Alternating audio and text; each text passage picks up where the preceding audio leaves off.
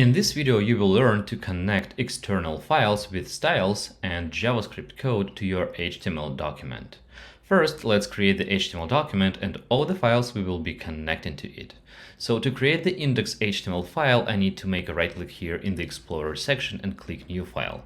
This file will have a name of index.html. To create a CSS file, we will use the same exact way, but in this case we will use a different file extension because the file extension is what actually defines the file type. So to create a CSS file, we can make a right click in the same section, click New File, and give it a name of styles, and then .css. So boom. As you can see, the VS Code IDE is smart enough to put some specific icon for a file of different type. And now let's create the JavaScript file, and the difference between the previously created files and the JavaScript file is the extension of .js. So let's create a new file. Let's give it a name of scripts.js.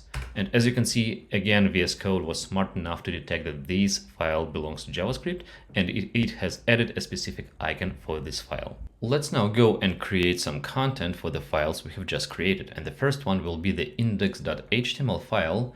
And as you remember, every HTML file starts with adding the HTML boilerplate. So to add the HTML boilerplate, I will type the exclamation mark and then hit the tab key. Then I also want to update the document title to say external files. So then, to add some content that will be displayed on the web page, we need to put this content inside of the body element. So inside of the body element, let's create the element of heading 1 with the text of external files. And then let's add some paragraphs. Actually, we need just 2 paragraphs with the random text of 30 words. So I will create the paragraph element, and then inside of the paragraph element, let's type lorem and then 30 and hit the tab key. So once done, we can actually go and copy and paste the second paragraph beneath the first one. And we need 2 paragraphs with different values of the ID attribute. So for the first paragraph, I will set the ID with the value of text1. And for the second paragraph, I will create the ID attribute with the value of text2. Let's now save the document and let's switch to the styles CSS file content. Speaking of the CSS and JavaScript file content, you don't need to worry if you don't know anything about both of them. I'm going to use some short readable snippets just to introduce you to the content those files typically have.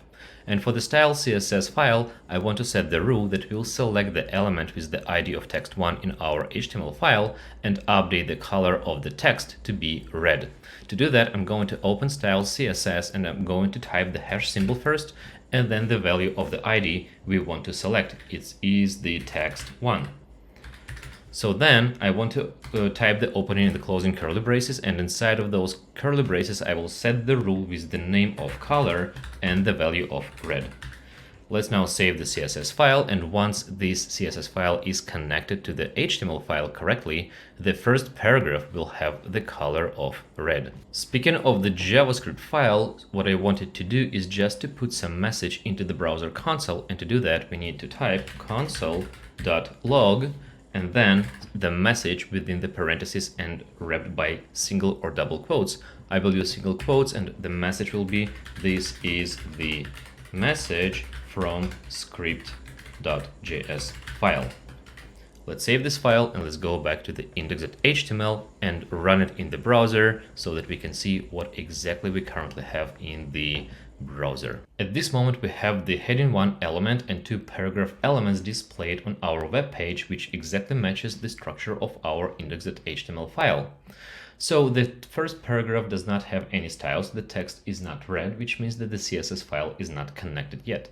So let's try to connect the CSS file. And to connect files of type CSS to the HTML document, we need to use the HTML element with the name of link in the head section of our HTML document.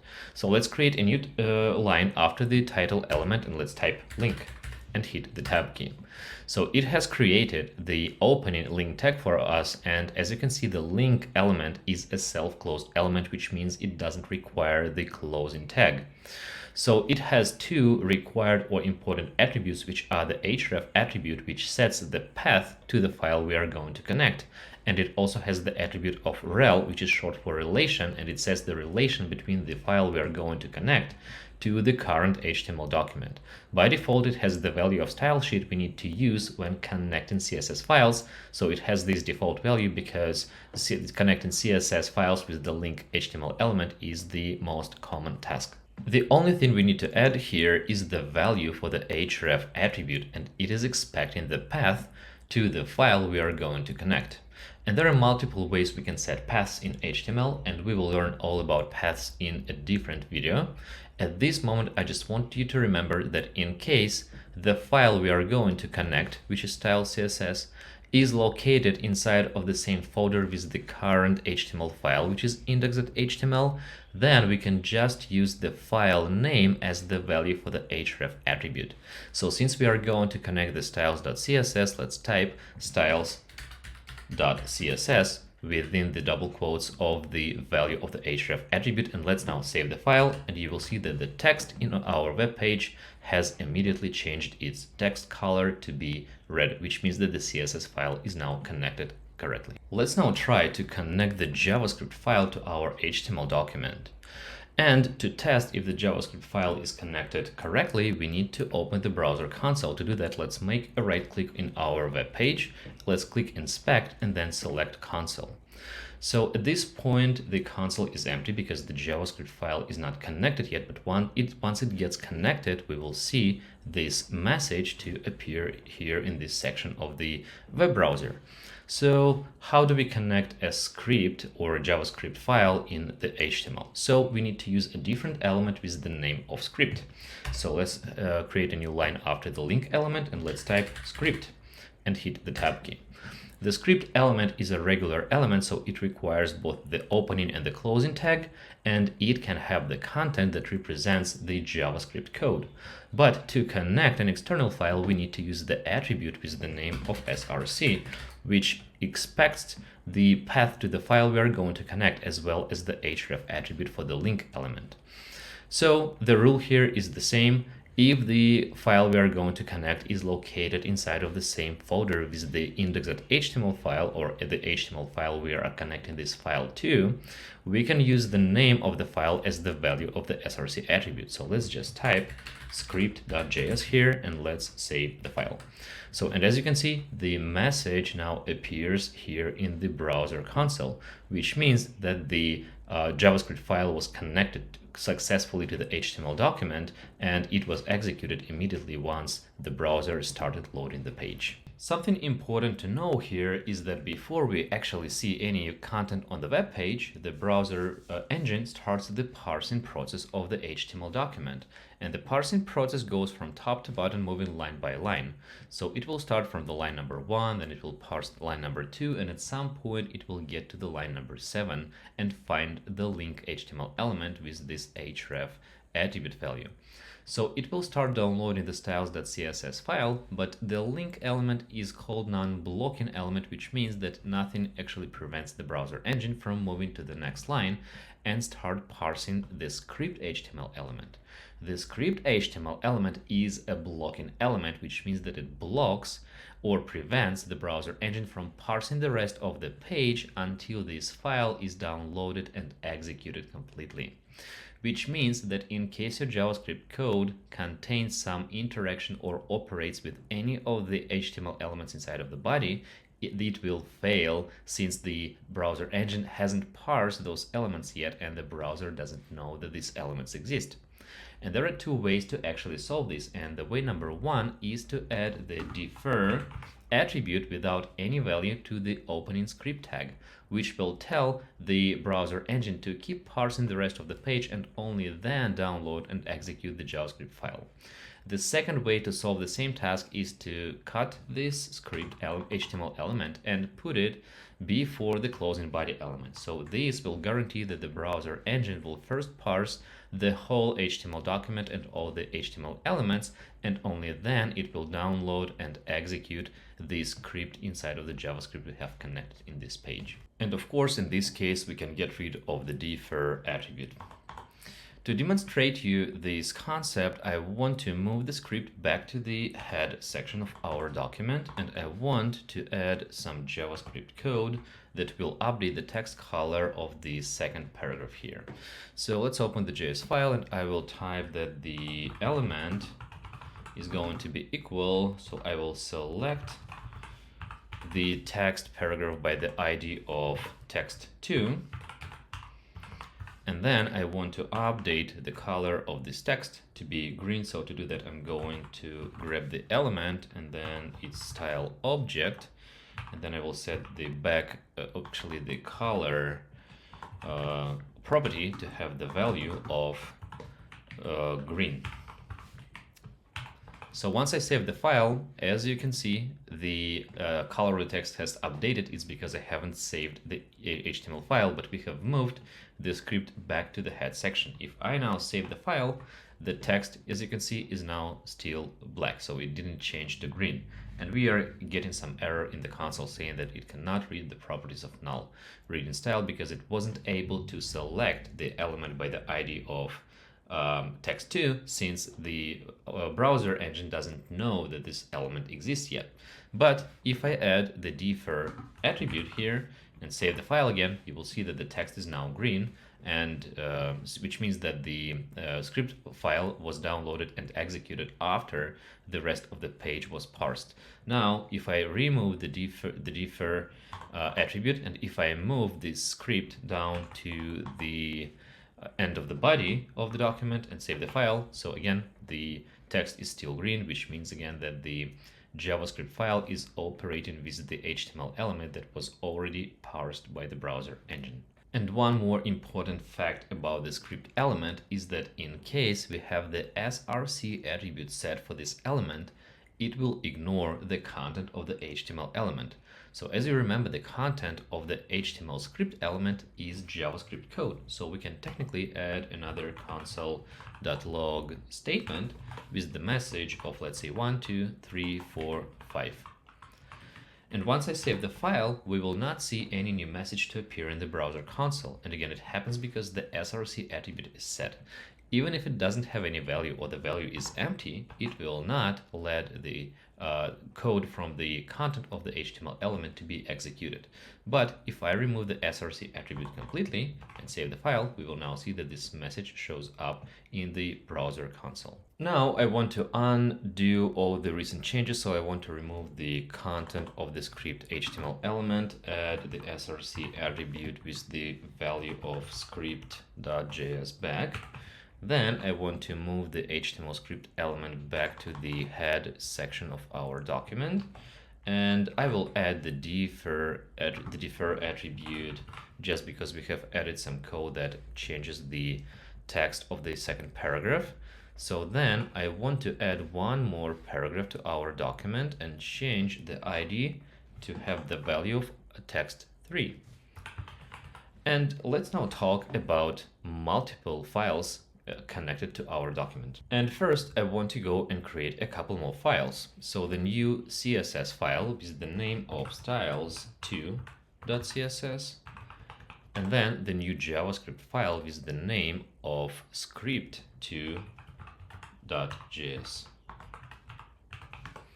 Okay, so for the content of the styles2.css, I want to set the rule that will select the paragraph with the ID of text3 and update the color to be blue. So I will select the text3 element, and then I will use the rule of color with the value of blue. So then for the new JavaScript file, I'm going to add another console.log statement that will log the message or saying this is the second message. Okay, let's now save all the files and go back to our index.html. Since we are not limited in the number of link or script HTML elements we add to our document, to add another CSS file, we just add another link HTML element to our head section and update the href attribute value with the name of the new file. So it's going to be styles2.css. CSS. So, and as you remember, this will work only in case the new file or the file we connect is located in the same folder with the current HTML document. So once I save this document, we will see that the color of the text in the third paragraph will immediately update and have the blue color. So to connect another script to our HTML document, we just create a new script HTML element and add the src attribute with the name of the new JavaScript file, and it's going to be the script2.js. So now, once I save this file, as you can see, the second message has appeared in our browser console. At some point, the number of new JavaScript or CSS or other types of files can increase significantly, and it's a good and common practice to actually start organizing files by their types, creating a specific folder for a specific type. For example, it's a common practice to create the folder with the name of CSS that will hold all the CSS files in our project. So now we can select both CSS files and move it to the folder of CSS. Then it's also a good practice to create the JS folder for all the JavaScript files. So let's create the folder with the name of JS and move both JS files into this folder. So something is going wrong with our web page at this moment. So as you can see, it's not applying the styles anymore. So the first paragraph was red and it was added with the style CSS file, right? So the second paragraph was green and this color was added with the script.js file. And then the last paragraph was blue and this style came from the styles2.css file. So what we need to check is actually what are the paths we have set in the href and src attributes to these files. Since we have moved those files, they changed their location. And basically, to update the path for the CSS file with the name of style CSS, we just need to add this CSS folder name and the / before the name of the file. Let's now save the document. You will see that the first paragraph is now red again. So then let's do the same for the second CSS file, since they both moved inside of the CSS folder. So we will add CSS and the /. Let's save the document, and the third paragraph is now blue. So let's now move to the src attribute values, and since both JS files moved to the JS folder, we now need to add the name of the JavaScript folder. So it's going to be JS and then the / for the script.js file. Let's save the document. Boom, the text color of the second paragraph is now green. And let's do the same update for the src attribute value of the second JavaScript file, js / and save the file. And now we can see both messages in the console. Let's also discuss updating the favorite icon for the web page. So what is the favorite icon? So when we open a new tab here in the browser, and let's say we navigate it to google.com, so you will see this G icon that appears on the left from the document title, and this icon is specific for the web page we have opened. By default, in the browser, it loads some default image for this icon, but we can actually update it. So what do we need to update this icon is actually the image that will be used as the icon. And I'm going to use the 16 by 16 pixel image with the logo of DevSlopes company. So to add this icon to our document and make it show up here in the browser, what we need to do is we need to go to the head section and create another link element. We will need to update the value of the rel attribute to be the icon this time. And for the href attribute, we again need to set the path to the image file. And again, if the file is located inside of the same folder with the HTML document we are connecting this file to, then we can just use the name of the file as the value for the href attribute. So let's select the fav icon 16 by 16 PNG. Now, once I save the document, it will update the icon, and as you can see, the image we have used as the icon now shows up in the browser tab.